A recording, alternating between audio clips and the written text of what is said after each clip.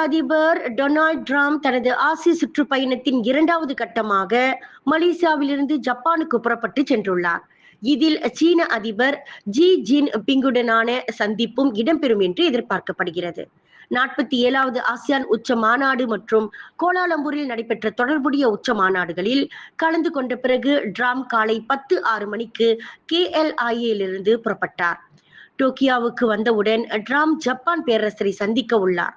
அதைத் தொடர்ந்து நாளை புதிய பிரதமர் டகைச்சியுடன் ஒரு சந்திப்பு நடைபெறும். இந்த பயணத்தின் சிறப்பம்சம் தென் கொரியாவில் இருக்கும் என்று எதிர்பார்க்கப்படுகிறது. அங்கு ட்ரம்ப் ஆசிய பசிபிக் பொருளாதார ஒத்துழைப்பு உச்ச மாநாட்டின் போது ஜியை சந்தித்து அவர்களின் தற்போதைய வர்த்தக பிரச்சனையை பற்றி விவாதிப்பார் என்று எதிர்பார்க்கப்படுகிறது.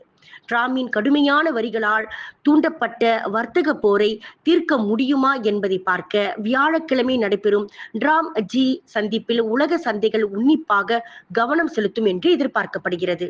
புதன்கிழமை தெற்கு துறைமுக நகரமான பூசானுக்கு வரவிருக்கும் ட்ரம்ப் தென் கொரிய அதிபர் லீ ஜே மியுங்குடன் சந்திப்பார்.